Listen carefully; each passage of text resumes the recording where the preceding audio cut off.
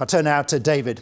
David brings a fascinating background to what life is like in cities. Since 2009, David has been an MP here from Mount Albert. But before that, David had a long career overseas with organisations like Save the Children Fund and the United Nations, working in humanitarian roles and an extraordinary list of really testing places like Liberia and Rwanda and Albania and Afghanistan, Lebanon and Iraq. And so you will have seen extraordinary places where people are right on the edge. And so when you think of resilience, besides Auckland being a teenager, what else springs to mind for you? I found this question quite hard, but I was talking to Ken just before we came on the show, and we were talking about Jerusalem, because I spent 4.5 years in Jerusalem. And I said, in a way, this is a city of less resilience, because in a way you can see the fault lines there, and it's all going to, in a sense, it will fall apart in due course, because it can't be sustained. But on the other hand, as Ken reminded me, it's been around for about 3,000 years, and it's come and gone and fallen apart over that time. I think there's been 26 different administrations that have rolled in and rolled out, all trying to conquer rather than share this one city. And I was just reflecting on what you were saying just before, that about a place where kids want to be. We live very close to the old city. It was just literally down the end of the road. And my kids would run around the streets of the old city. And I didn't know it very well, but they knew where to go, and they would say hello to Muhammad on the corner, and so on, and they would, everybody would know them. I'd say, "Are you sure it's just down this way?" And they said, "No, it's down here, and you turn right at the whatever."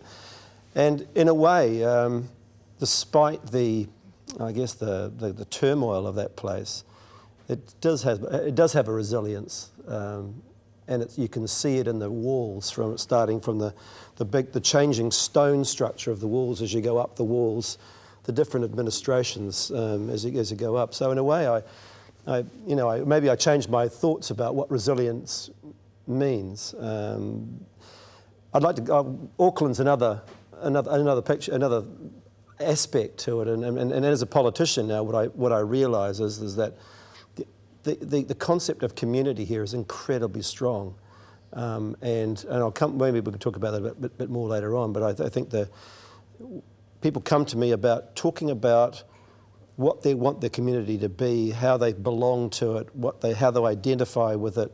Really, really passionate about trying to keep that together, and I think that Auckland has got that resilience. But by God, we test it through our actions and our planning and things like that. That sense of community and the sheer diversity of it here in Auckland, I believe the number that the Mayor used when he launched the discussion document for the Auckland Plan was something like 165 villages of particular and definable identity in a city of 1.45 million. And yet many of those would be very young communities, because it's relatively recent urban development. So trying to bring people together, retaining that sense of community, but being contributing to a bigger whole, I suppose is one of the aspects of what makes for a wonderful city. Yeah. Which seems appropriate to bring in Ludo. Ludo Campbell-Reid is the urban design manager at Auckland Council, and had a similar role in Auckland City Council before that. Ludo, before he came to New Zealand with his family in 2006, had been involved in urban issues in London.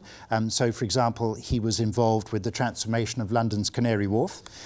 Quite extraordinary what's happened there over the years, of a very positive kind. And was director of the Urban Design London, an organisation set up and part funded by Transport for London to promote awareness of good design and communications around the London boroughs. And before that, Ludo was in South Africa and worked on, for example, transforming Victoria and Albert Docks in Cape Town and other such projects. So, South Africa, London, Auckland,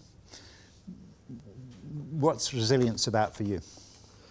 It's a fascinating subject. I think, Rod, it's very much it's a word that I think we talk about now with hindsight. It's easy to use the word resilience, but previously resilience was something it's about people would be resilient. It's often about a human trait of resilience, overcoming adversity, overcoming sickness. People like Nelson Mandela, resilient, the ability to bounce back. Sir Edmund Hillary, the ability to scale the peaks, the other people, it's, as I said, a human trait. Spending an hour and a half with my son trying to teach him maths requires me to be quite resilient. I want to sort of strangle myself at times. And not him. No, of course not. Of course not. My hair has not been resilient to the changes that has happened. So, I think it's been primarily a human trait, and I think, though, this conversation is very interesting because it is about cities. And around the world, I would say that Auckland is, it's my mistress.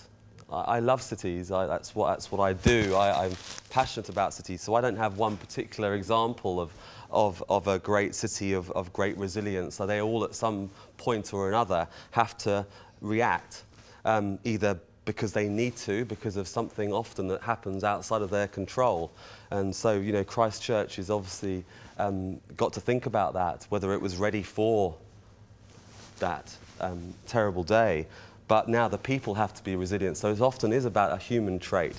So, however, I look back at cities that I love and admire, and thinking about even Manchester that you would know.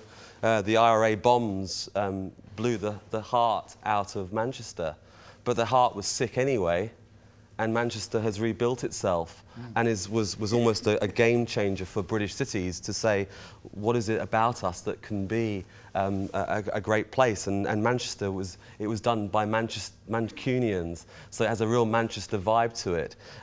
Even London planned the underground system when its population was 1 million. It is now 7.2 million people. That's called smart planning. So it's not about having a crystal ball, because I don't think any of us ever can, but it's about being smart and having a bit of common sense based on what you know is happening around the world. Things like Cuba, interesting country, but after the missile crisis, nobody wanted to do business with Cuba. Totally self-sufficiency created a series of urban gardens, I believe, and what was interesting about that was, I think the average person in Cuba lost 20 kilograms because of creating of these urban gardens. So there are stories around the world. Curitiba is a super city that has kind of come back from the brink. Malmo, I think, is a little bit of an unsung hero. The poster boy of Malmo is the waterfront and so forth, but actually sitting behind Malmo is now a whole program of urban revitalisation off the grid. So the electricity is generated off-grid, and these cities. So I think it's about planning for the future and being smart about the future. So, my mistress at Auckland, I think, hasn't planned so well for the future, has not planned resilience into its concept, perhaps because it has never had to deal with a problem. Yes. So it's a bit of a challenge there, I suppose. Well, perhaps mistresses should be a little unruly and a little unpredictable. Petulant, yeah. But of course, the wonderful thing about this is a mistress we can share with our wives. Yes. Yeah. Right, we might explore this theme a little more later. That's right. Our next person on the panel is Brady Nixon. Now, Brady is a developer here in Auckland of apartment and buildings before he then went and joined Progressive Enterprises. And we think of Progressives as a large supermarket chain, which indeed it is.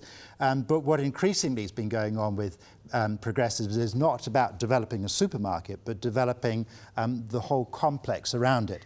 So in fact, Progressives has $3 billion worth of projects underway in New Zealand at the moment, and of which 700 million are underway in Auckland, and that's Brady's responsibility is Auckland, including the very wonderful 1.3 hectare Sohole in Ponsonby, i.e.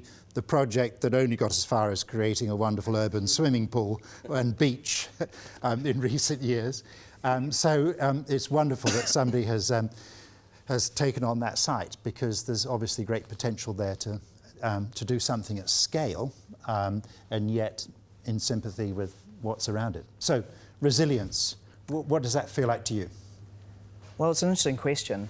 I suppose when I thought about that, I really actually did struggle with that and thought, you know, what is resilience? As a developer, often I can just be concentrating on the buildings and thinking objectively and not actually really think about the city at large. It's very focused, it's quite the sort of fine edge of things. But when I put my mind to it, what really came to mind was resilience to me is it's about a strength that comes in behind the city. It's a heart and a strength that's there, and often that can be the strength of the economy, the strength of the business typology that is there. What's the economic powerhouse behind it that just makes it strong no matter what? And then when I think of built form, I think about buildings that not just have longevity, but can actually transform through the activities and the things that they're actually that they're intended for, maybe is different to where they are in a different part of its life. So if I think of a city that I really think is resilient, I think of New York. And I think of New York because it's a very, very powerful financial powerhouse within the world. I think that's a strong heart to it. The people are strong. And the buildings are just incredible. They're very simple, they're very, very basic. They can be called boring in some respects, but there's a resilience to the character of those buildings. And there's such a diverse buildings. They've been adaptable, converting old workshops and commercial premises into New York lofts, to me, just really speaks of efficiency and speaks of a city that actually that knows itself, is happy with the way it actually is, doesn't try to reinvent itself, but can actually do so in a more subtle but simple way. And I suppose that's what it really means to me, anyway. Well, thank you very much indeed.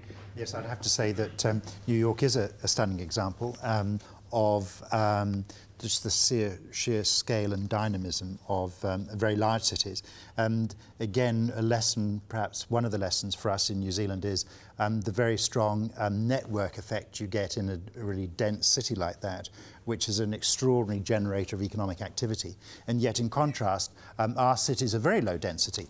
In fact, Auckland is less dense than Los Angeles. That presumably creates all sorts of weaknesses in terms of less of that network effect economically, but all sorts of challenges then in terms of transport and the like.